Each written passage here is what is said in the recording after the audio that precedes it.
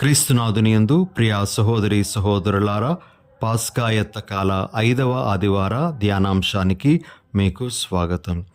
ఈరోజు మనము ధ్యానించడానికి మన శ్రీసభ మన ముందు ఉంచుతున్నటువంటి వాక్య భాగము యోహాను సువార్త 11వ అధ్యాయము 1వ వచనం నుండి 45వ వచనం వరకు ఉన్నటువంటి వాక్యములు. మరి ఈ వాక్య భాగంలో మనము యేసు ప్రభు లాజరును మృతుల నుండి తిరిగి సజీవుడుగా లేపడం, సమాధిలో నుంచి ఆయనను బయటకు తీసుకొని రావడం అనే ఘట్టాన్ని మనము వింటాం. ఈరోజు ఈ వాక్య భాగాన్ని మన మనసులో పెట్టుకొని మనము ధ్యానిస్తూ ప్రభు మనకు నేర్పించేటువంటి ఆ విషయాలను నేర్చుకోవడానికి, ఆయన సందేశాలను గ్రహించటానికి ప్రయత్నం చేద్దాం. ప్రియ సహోదరి సహోదరులారా, ఈరోజు మనం ఆలకించినటువంటి సువార్త పఠనం మనకు ఎన్నో సందేశాలను అందిస్తూ ఉన్నది. అందులో కొన్నింటిని మరొక్కసారి ఈరోజు మనము నెమరు వేసుకుందాం. మొట్టమొదటి సందేశం, యేసు ప్రభువుకు లాజరుకు అనారోగ్యంగా ఉంది అనేటువంటి ఆ సమాచారం అందించబడింది. అయితే ఆ సమాచారాన్ని అందుకున్న తర్వాత కూడా ఆయన వారి దగ్గరకు వెళ్ళటానికి ఆలస్యం చేయడం జరుగుతుంది. మనందరిలో ఒక సందేహం కలుగుతుంది, యేసు ప్రభువుకు ఈ కుటుంబం అంటే ఇష్టం కదా, లాజరును ఆయన ప్రేమించాడు అని కూడా బైబిల్లో వ్రాయబడి ఉంది కదా, మరి తాను ప్రేమించినటువంటి ఆ లాజరుకు సహాయం చేయడానికి ఆయన ఎందుకు త్వరపడలేదు, ఎందుకు ఆయన తొందరగా వెళ్ళలేదు అనేటువంటి ఆ సందేహం మనలో కలుగుతుంది. యోహాను సువార్త 11వ అధ్యాయము 5-6 వచనాలలో మనము ఈ విధంగా ఆలకిస్తాం. యేసు మార్తమ్మను, ఆమె సహోదరిని లాజరును ప్రేమించెను. లాజరు జబ్బు పడినని వినియు యేసు తాను ఉన్న చోటునే ఇంకను 2 రోజులు ఉండెను. ప్రియ సహోదరి సహోదరులారా, మన ఆలోచన ఎలా ఉంటుంది అంటే, ప్రేమిస్తే స్పందన తొందరగా ఉండాలి అని.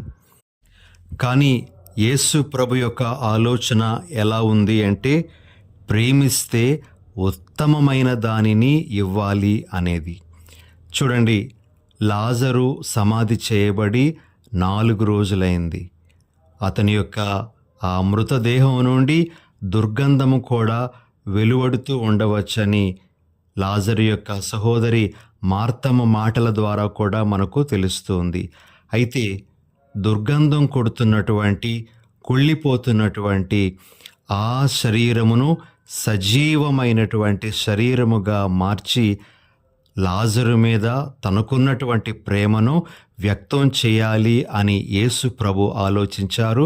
మరి ఆ ఆలోచన ప్రకారంగానే ఆయన లాజరు దగ్గరకు వెళ్ళడానికి ఆలస్యం చేశారు. ప్రియులకు సహోదరి సహోదరులారా, మనము గమనించాల్సినటువంటి విషయం ఏమిటి అంటే, ప్రభు కొన్నిసార్లు తన దీవెనలు మనకు ఇవ్వడంలో ఆలస్యం చేస్తున్నాడు అని మనము అనుకుంటూ ఉంటాం. ఆలస్యం అయినప్పటికీ కూడా ఆయన అత్యుత్తమమైన దానిని మనకు ఇవ్వడానికి ఆశపడుతూ ఉన్నాడు. మనము ఆయన ఇచ్చేటువంటి ఆ దీవెన కోసం ఎదురు చూడాలి, నిరీక్షణతో ఉండాలి అనేటువంటిది ఈరోజు మనందరం గ్రహించాల్సిన విషయం. వాస్తవానికి యేసు ప్రభు లాజరును ప్రేమించెను అనేటువంటి ఆ మాట స్థానంలో యేసు ప్రభువు నన్ను ప్రేమించెను అని కూడా మనము పెట్టుకుంటూ, మనల్ని ఎంతగానో ప్రేమిస్తున్నటువంటి ఆయన మన కోసం ఏదైనా చేస్తారు. కొన్నిసార్లు మనము అడిగినటువంటిది ఆయన వెంటనే ఇవ్వకపోయినా సరే, మనకు అత్యుత్తమమైన దానిని ఆయన ఇవ్వటానికి ఆశపడుతూ ఉన్నారు అనే సందేశాన్ని మన మనసులో పెట్టుకోవాలి. మన ప్రార్థనలు ప్రభు వినడం లేదని, మనకు సహాయం చేయటానికి ఆయన రావడం లేదని మనము ఈనాడు కూడా నిరాశలోనికి వెళ్ళిపోకూడదు. ఆయన ప్రణాళికలో మనకు అత్యుత్తమమైన దానిని బహూకరించాలి అనేటువంటిది ఉంది అనే విషయాన్ని మనము నమ్మాలి. ఇది ఒక ముఖ్యమైనటువంటి సందేశము లాజరు ఘట్టం నుండి మనం నేర్చుకోవలసినటువంటిది.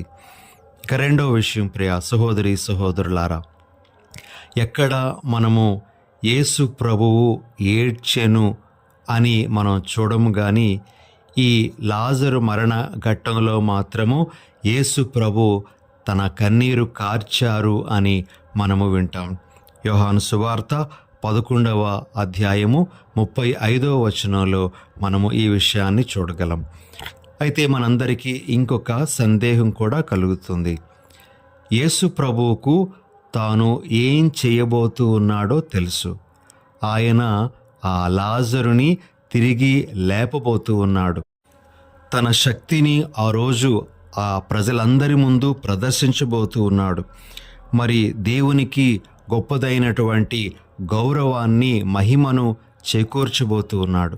అయితే అలాంటి సమయంలో ఆయన కన్నీరు విడవడం ఏమిటి, ఆయన ఏడవడం ఏమిటి అనే సందేహం మనలో కలుగుతుంది. ఇక్కడ మనందరము గ్రహించాల్సిన విషయం ఏమిటి అంటే, యేసు ప్రభువు 100కి 100 పాళ్ళు దేవుడు, ఆయన 100కి 100 పాళ్ళు మానవుడు.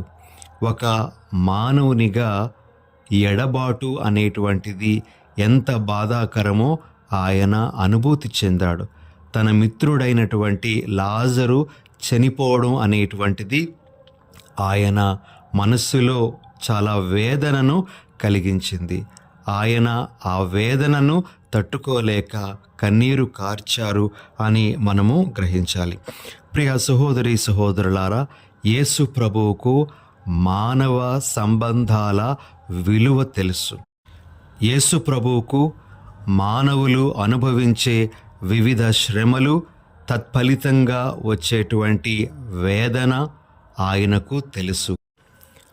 ఆయన మన శ్రమలలో మనతో పాటు మమైకమవుతూ ఉన్నారు అనే విషయాన్ని ఎరుకపరచటానికి మరి ఆ విధంగా ఆ రోజు కన్నీరు కార్చారు అని మనము గ్రహించాల్సినటువంటి అవసరం ఉంది. ప్రియ సహోదరి సహోదరులారా, చాలామంది వితండవాదులు ఏమంటారు అంటే, యేసు ప్రభు సిలువలో ఆ శ్రమలు పొందడం అనేటువంటిది వాస్తవం కాదు. ఆయన దేవుడు కాబట్టి ఆయనకు ఆ శ్రమలు ఏవి కూడా బాధను కలిగించలేదు అని వాదిస్తూ ఉంటారు. అది నిజము కాదు. ప్రియ సహోదరి సహోదరులారా, యేసు ప్రభువు మనుష్యవతారం ఎత్తారు. మనుషులు ఏ విధంగా బాధను, శ్రమను అనుభవిస్తారో అదే బాధ, శ్రమ ఆయన కూడా పొందారు. మరి అలాంటి ఆయన మన ప్రస్తుత జీవన పరిస్థితులలో మనలను అర్థం చేసుకొని మన శ్రమలలో మనకు తోడుగా నిలబడతారు. మన ఆవేదనను ఆయన అర్థం చేసుకుంటారు. మనం పొందే ఎడబాటును కూడా ఆయన అర్థం చేసుకుంటారు అనేది ఇక్కడ మనము గుర్తించాల్సిన విషయం. ఇక మూడవ ముఖ్యమైనటువంటి సందేశం, యేసు ప్రభు లాజరు సమాధి ముందు నిలబడి లాజరు అని బయటకు లాజరును పిలవడం. యోహాను సువార్త 11వ అధ్యాయము 43వ వచనంలో మనము ఈ విషయాన్ని వింటాము. ప్రియ సహోదరి సహోదరులారా, ఇక్కడ మనము నేర్చుకోవలసినటువంటి విషయం ఏమిటి అంటే, లాజరు చనిపోయిన తర్వాత ఎంతోమంది అక్కడ ఉన్నటువంటి వాళ్ళు ఎన్నెన్నో మాటలు మాట్లాడుకుంటూ ఉండవచ్చు. అతనిని సమాధి చేసే క్రమంలో కూడా ఎన్నో మాటలు వారు తమలో తాము మాట్లాడుకుంటూ ఉండవచ్చు. అయితే యేసు ప్రభు లాజరు సమాధి ముందు నిలవబడి మరి లాజరును తన స్వరము పెట్టి పిలిచినప్పుడు ఆ లాజరు యొక్క మృతదేహం, కుళ్ళిపోతున్నటువంటి ఆ మృతదేహం జీవం పోసుకొని బయటకు వచ్చింది. మనందరం గ్రహించాల్సిన విషయం, యేసు ప్రభు యొక్క స్వరంలో జీవం ఉంది.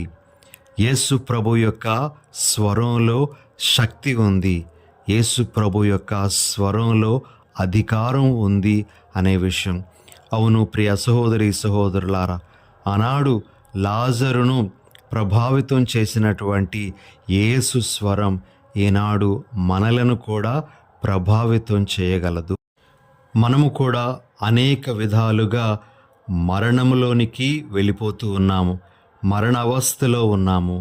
అయితే ప్రభు మన ముందు నిలబడి తన సజీవ వాక్కుల ద్వారా మనలను ఆ మరణము నుండి బయటకు తీసుకొని వస్తూ ఉన్నారు.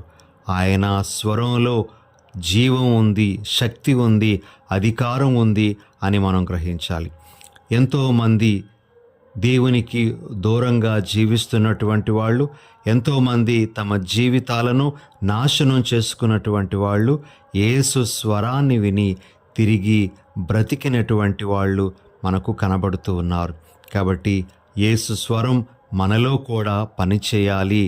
ఇంకా ఎవరెవరైతే దేవునికి దూరం అయిపోతూ ఉన్నారో, ఎవరెవరైతే తమ వ్యర్థపు క్రియలలో ఆలోచనల్లో ఉంటున్నారో అటువంటి వారందరికీ ఆ ప్రభు యొక్క స్వరం వినబడాలి, వారు ఆ మరణము నుండి బయటకు రావాలి అని మనము ఈరోజు ప్రత్యేకంగా ప్రార్థన చేయాలి.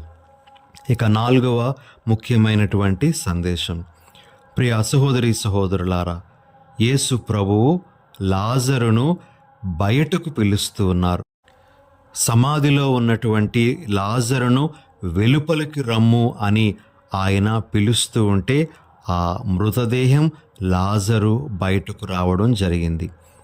ఈరోజు మనం గ్రహించాల్సినటువంటి విషయం ఏమిటి అంటే, మనందరము కూడా అనేక రకాలైనటువంటి సమాధులలో భూస్థాపితం చేయబడి ఉన్నాం.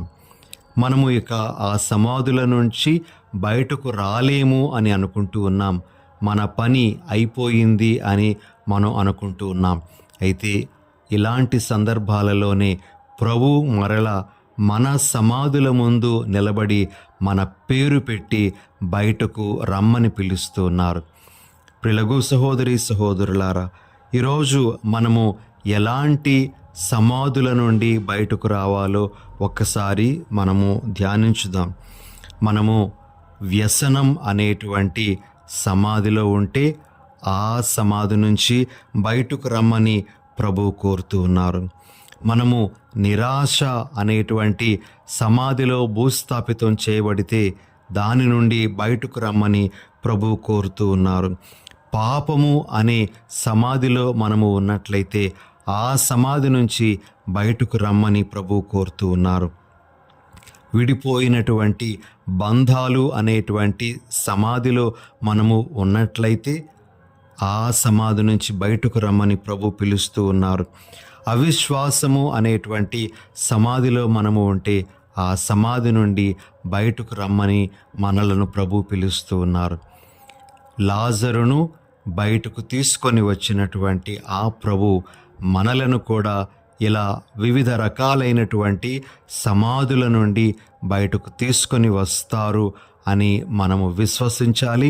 మనమే కాదు, మన బంధువులలో కానీ మన స్నేహితులలో కానీ ఎవరెవరైతే ఇలాంటి సమాధులలో భూస్థాపితం చేయబడి ఉన్నారో, ఎవరు ఇక ఆ సమాధుల్లో నుంచి బయటకు రాలేము అని అనుకుంటూ ఉన్నారో అటువంటి వారికి మనము ప్రభువును పరిచయం చేయగలగాలి. ప్రభు శక్తితో వారు బయటకు వచ్చేలా మనము వారికి తోడ్పడాలి. ఇది 4వ ముఖ్యమైన సందేశం. ఇక ఆఖరుగా ప్రియ సహోదరి సహోదరులారా, యేసు ప్రభు తాను చేసేటువంటి ఆ కార్యంలో సుమారు 2 సార్లు ఇతరుల సహాయాన్ని ఆయన స్వీకరించడం జరిగింది. మొదటిగా లాజరు సమాధి దగ్గరకు వెళ్ళినప్పుడు ఆ సమాధి ముందు ఉన్నటువంటి రాయిని తొలగించమని ఆయన కోరుతూ ఉన్నారు. రెండవది, లాజరు సమాధిలో నుంచి బయటకు వస్తూ ఉండేటప్పుడు ఆ లాజరుకు కట్టబడినటువంటి ఆ కట్లను విప్పమని ప్రభు కోరడం జరిగింది. రాయిని తొలగించండి, కట్లను విప్పండి అని ప్రభువు చెప్పినప్పుడు వారు ఆ రోజు అక్కడ ఆ 2 కార్యములు చేయడం జరిగింది. మనము గ్రహించాల్సినటువంటి విషయం ఏమిటి అంటే, ప్రభు తన అద్భుత కార్యాలలో మనలను కూడా భాగస్థులను చేస్తూ ఉన్నారు. ఆయనే కాదు అద్భుతాలు చేసేది, ఆ అద్భుతాలు చేయడంలో మనము కూడా భాగస్థలం కావాలి అనేటువంటిది ప్రభు సందేశం. ఈనాడు కూడా ప్రియులకు సహోదరి సహోదరులారా, దేవుని గొప్ప కార్యాలు మనలో జరగాలి అంటే మనము ప్రభువుతో సహకరించాలి. ఆ ప్రభువు యొక్క అద్భుత కార్యాలు జరగడంలో మనము కూడా పాత్రను పోషించాలి. ఇది ప్రభు మన మీద పెడుతున్నటువంటి బాధ్యత. మనలను ఆ విధంగా కలుపుకుని వెళ్ళడం అనేటువంటిది ఆయనకు చాలా ఇష్టమైనటువంటి కార్యంగా మనము గుర్తించాలి. మరి ఇలాంటి ఎన్నెన్నో సందేశాలు ప్రభు మనకి ఇస్తూ ఉన్నారు. అయితే అసలైనటువంటి సందేశము లాజరును సమాధిలో నుంచి బయటకు తీసుకొని వచ్చినటువంటి ప్రభువు ఒకరోజు మనలను కూడా సమాధిలో నుంచి బయటకు తీసుకొని వస్తారు. మనకు పునరుత్థానం ఉంది. మనము పునరుత్థాన జీవితంలోనికి అడుగు పెట్టగలము అనే విషయాన్ని ఈ లాజరు ఘట్టం ద్వారా ప్రభు మనకు నేర్పిస్తూ ఉన్నారు. ఈ సందేశాలన్నీ ఈరోజు మన మనసులో పెట్టుకొని ఆ ప్రభు మనకు నేర్పిస్తున్న విధంగా మనము జీవించడానికి ప్రయత్నం చేద్దాం. ప్రార్థన చేసుకుందాం. దయగల సర్వేశ్వర, ప్రేమగల మా తండ్రి, మీ పరిశుద్ధ నామానికి స్తోత్రాలు. ఈరోజు లాజరు ఘట్టాన్ని మేము ఆలకించి ఉన్నాము. ఈ ఘట్టం ద్వారా అనేకమైన సందేశాలు మీరు మాకు ఇస్తున్నందుకే మీకు స్తోత్రాలు. మేము ప్రేమించేటువంటి వారికి మీరు ఎలాంటి గొప్ప కార్యాలు చేస్తారో మేము విన్నాం. మేము కొన్నిసార్లు ఆ దీవెనలు తొందరగా రావడం లేదే అని నిరాశ పడిపోతున్నప్పటికీ కూడా ఉత్తమమైనటువంటి దీవెనలు మీరు మాకు అందిస్తారు అనే విషయాన్ని గ్రహించే భాగ్యాన్ని మాకు దయచేయండి. అదేవిధంగా లాజరును సమాధిలో నుంచి బయటకు తీసుకొని వచ్చినట్లే మమ్ములను కూడా అనేక సమాధుల నుంచి మీరు బయటకు తీసుకొని రావడానికి మాకు సహాయపడుతూ ఉండగా దేవా, మీ పిలుపును విని మేము అనేక రకాల సమాధులలో ఉంటూ ఉండగా వాటి నుంచి బయటకు వచ్చే భాగ్యాన్ని మాకు అనుగ్రహించండి. పునరుత్థానం మీద ఆశతో జీవించే వరాన్ని మాకు అనుగ్రహించమని మా ప్రభువైన యేసు నామమున అడిగి వేడుచున్నాము తండ్రి. ఆమెన్.